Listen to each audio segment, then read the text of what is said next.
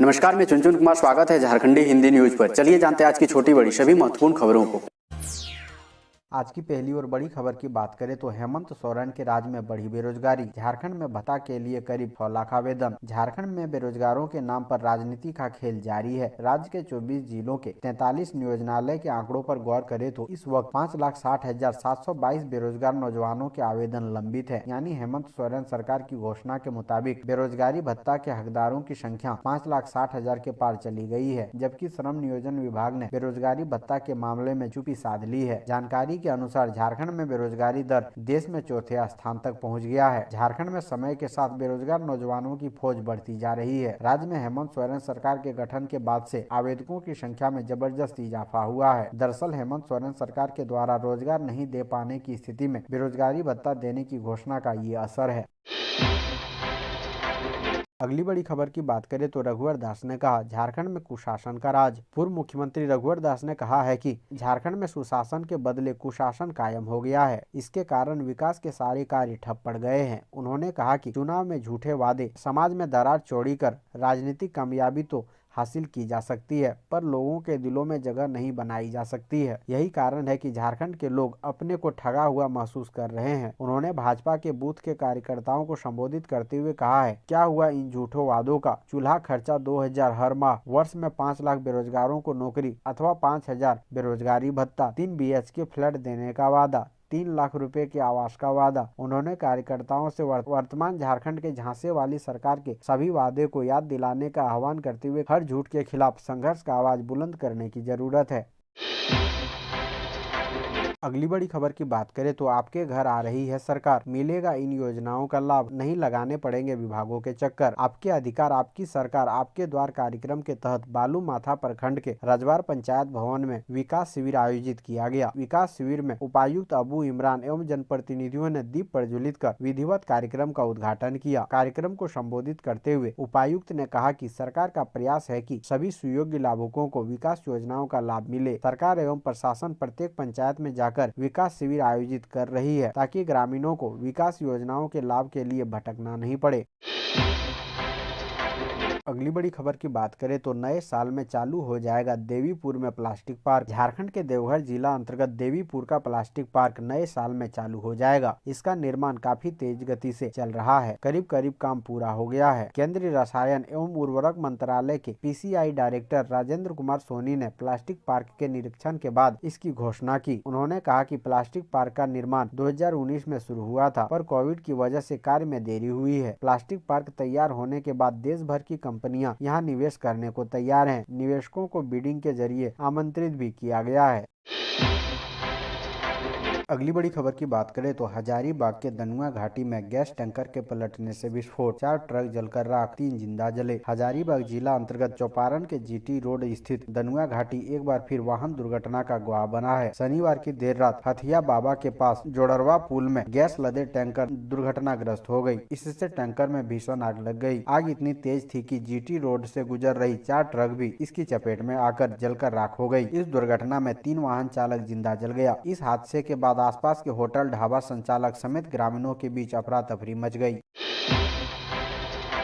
अगली बड़ी खबर की बात करें तो झारखंड में 2 मालगाड़ियों की सीधी टक्कर। गुमला के कुरकुरा में 15 डिब्बे उतरे पटरी से, लोको पायलट ने कूदकर बचाई जान। गुमला जिले के कुरकुरा रेलवे स्टेशन पर लाइन नंबर 3 के समीप पकरा कुरकुरा के बीच में 2 मालगाड़ी ट्रेन के बीच सीधी भिड़ंत हो गई। मालगाड़ी के सीधी भिड़ंत में एक मालगाड़ी का चालक रंजीत उराव गंभीर रूप से जख्मी हो गया, जिसे इलाज के लिए रांची भेजा गया है, जबकि दूसरे मालगाड़ी के चालक ने समय पर कूदकर अपनी जान बचाई। इस घटना में मालगाड़ी के 15 डिब्बे पटरी से नीचे उतर गए। घटना शनिवार रात्रि करीब 10 बजे की है।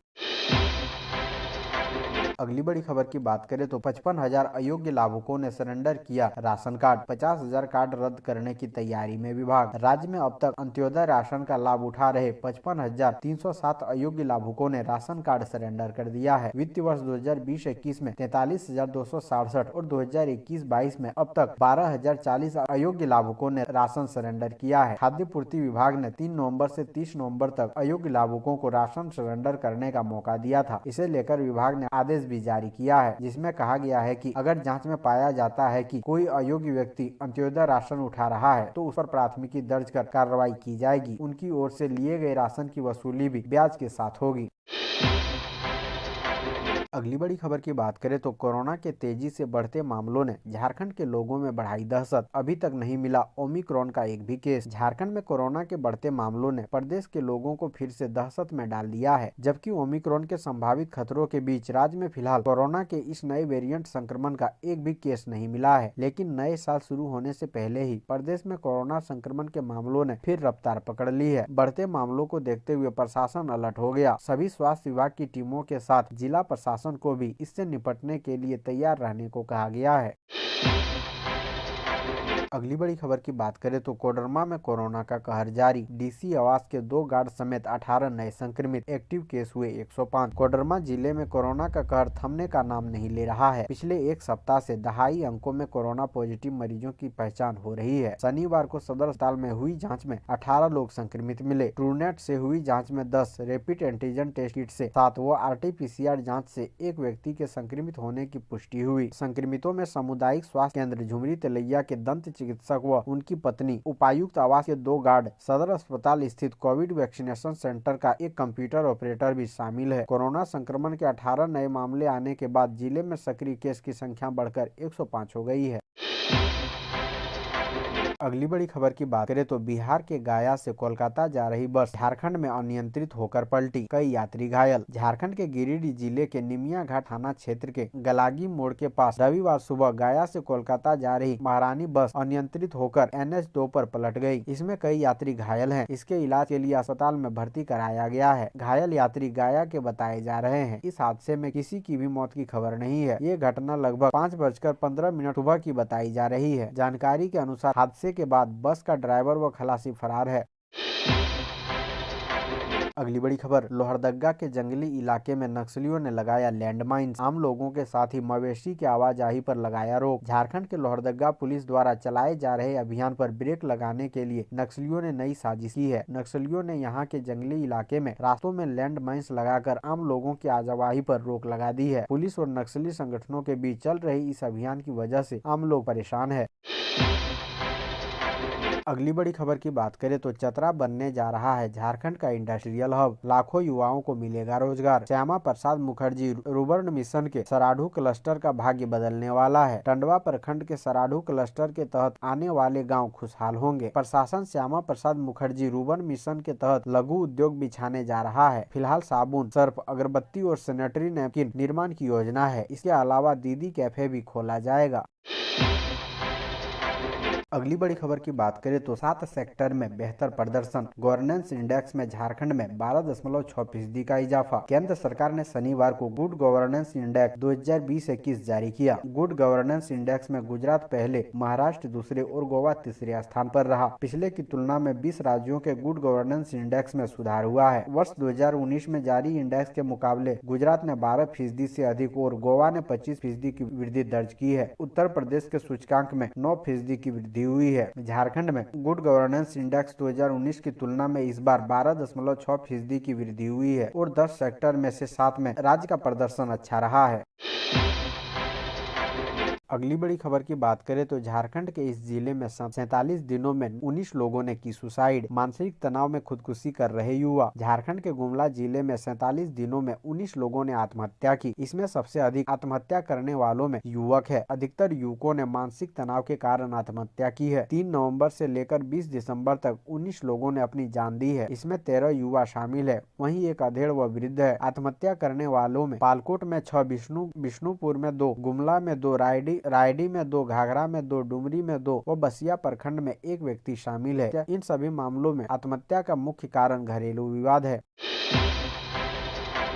अगली बड़ी खबर की बात करें तो गोवा में झारखंड के मजदूर की मौत, मालिक ने हवाई जहाज से शव को रांची भेजा। रनिया थाना क्षेत्र के गढ़ी सीदम रेगेमड़ा निवासी 20 वर्ष लक्ष्मण हुटार का शव 6 दिन के बाद गोवा से उनके पैतृक गांव पहुंचा। बीते 17 दिसंबर को लक्ष्मण हुटार का गोवा में समुद्र में डूबने से मृत्यु हो गई थी। जानकारी के अनुसार लक्ष्मण अपने 30 साथियों के साथ रोजगार की तलाश में सितम्बर माह में गोवा कमाने के लिए गया था। वहाँ पर उसे मछली मारने का काम मिला था। पिछले 17 दिसंबर को लक्ष्मण अपने सहयोगी साथियों के साथ मछली मारकर जहाज से मछली उतारने समुद्र के किनारे आया था। इस दौरान मछली उतारने आए मजदूरों को मालिक तरफ से सुबह नाश्ता के लिए 100 रुपए दिया गया। इसके बाद से उसका पता नहीं चल पाया। 2 दिन बाद लक्ष्मण के साथियों ने इसकी सूचना मालिक को दी। मालिक ने तत्काल थाना में गुमशुदगी की सूचना दी। पुलिस ने 19 दिसंबर को समुद्र के किनारे पानी में डूबे लक्ष्मण हुटार का शव बरामद किया। इसके बाद शव मिलने की सूचना मालिक ने लक्ष्मण के परिवारों को दी। परिजनों ने शव को उनके गांव तक लाने की गुहार मालिक से की थी।